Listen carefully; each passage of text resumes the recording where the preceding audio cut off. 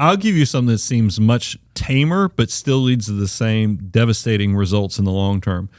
You discover us in your early 20s. You maybe even read Millionaire Mission.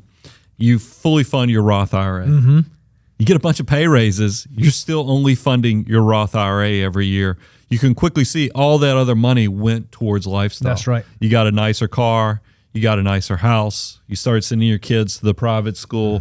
You never went back to expand what is actually going into your army of dollar bills. Don't get caught in that vicious lifestyle creep, cycle where you're avoiding or not doing what you need to grow your army of dollar bills. So how do you fight it? What's the solution? How do you combat this? Well, it seems so simple, but keep an eye on your lifestyle. Just like you said, Brian, if you're in your 20s and you're maxing out your Roth, but then you get the pay raise and your income increases, do you have little systems in place to protect yourself from yourself? One that we love is the 60-40 rule. If you get a pay raise or you get a bonus, let's let 60% of that go towards increased savings, increased building, and let 40% go towards lifestyle. And if we can do that over the long term, we're going to make sure that our savings stays where it should be, even if our lifestyle does increase. Because there's nothing wrong with lifestyle increasing. What's wrong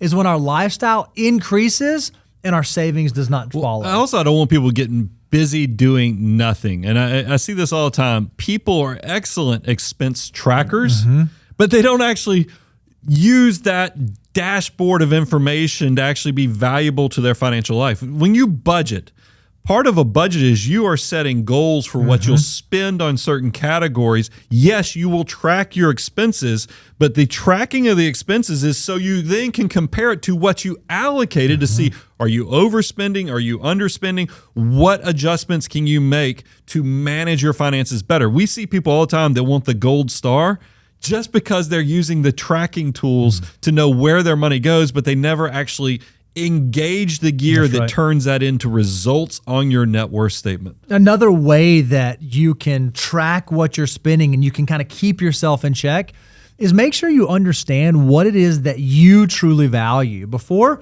you make a consumption decision or before you make a purchase, you should ask yourself, why am I doing this? Okay, I'm going to buy a new car. Why? Is it because I need a new car? Is it because it makes sense for the family? Is it because it has better gas mileage? Or is there more utility I'll get from it? Or am I just buying a nicer car because it seems like that's the next thing that I should do? Or am I just doing the home renovation because the house 2 doors down renovated their house?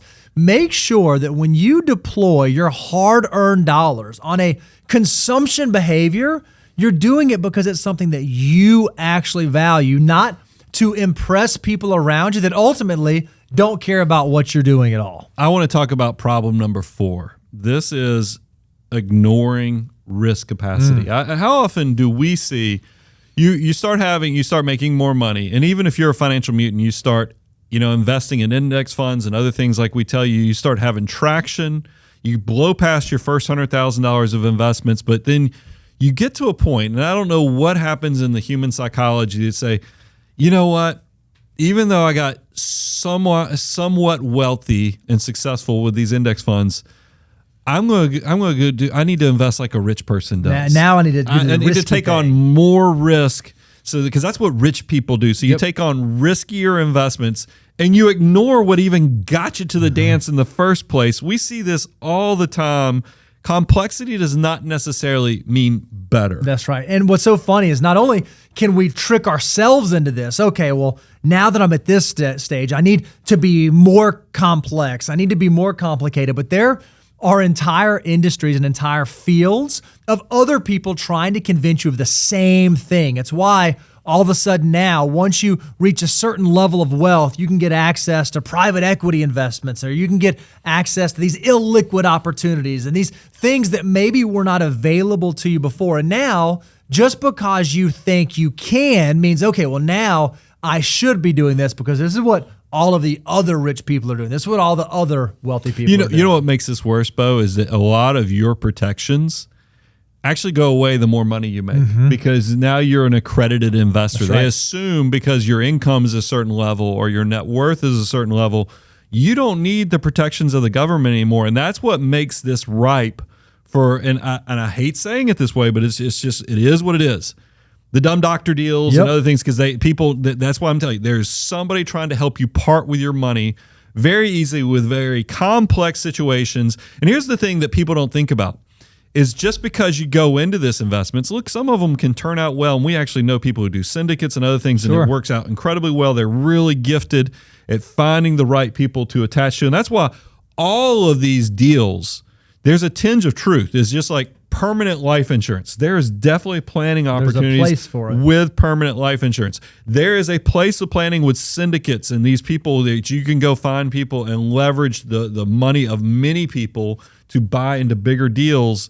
But the thing is that there's just a kernel of truth in some of these things, that there's a lot of other people who have taken that kernel of truth to exploit this into something that helps you part with your money. So I'm not saying these things are bad. I'm just saying that a lot of the stuff you have to cut through, you might not be in the world-class investments that you think you are. You might just be in that dumb doctor deal because you have a good income, you don't have the protections of the government anymore, and somebody's going to fill their back pockets with this complicated project or deal. And so what's the solution? How do you combat this? Well, keep it simple. I mean, it's so amazing that I think early on in our financial journeys, we feel like we have to go chase complexity. We have to go, I want to be more complicated, more advanced, more strategic, more in the weeds. And what's amazing, you'll recognize as your net worth increases and as you move along your financial journey, complexity naturally finds you. You don't have to go out and seek it. And oftentimes when you go out and seek it, what you end up finding is not the kind of complexity that you wanted. It begins becoming a big distraction, or even worse, a mistake that you wish you never would have made. So don't try to be more complicated than your situation warrants. There's nothing bad. There's nothing wrong with continuing to execute the same behaviors that got you to where you are today. Well, I mean, I've talked about this many times. Is when I was a young CPA doing tax preparation, I used to look at complicated tax returns and just be like, whoa, I'm so impressed with these people.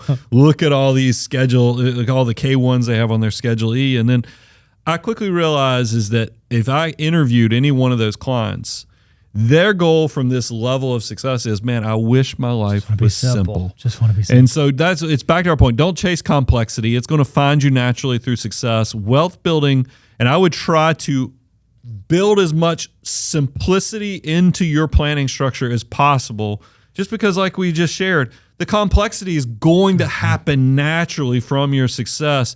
Don't go and add to it when you don't need it. You can be incredibly simple and still be very effective with your wealth building journey. Yeah, I think people are amazed at this truth. We believe, and we've actually seen this tested through our clients, the financial order of operations. Brian, will you hold the thing up for me? The financial order of operations, our 9-step process of what to do with your next dollar. It works if you have a $50,000 income, and it works if you have a $500,000 income.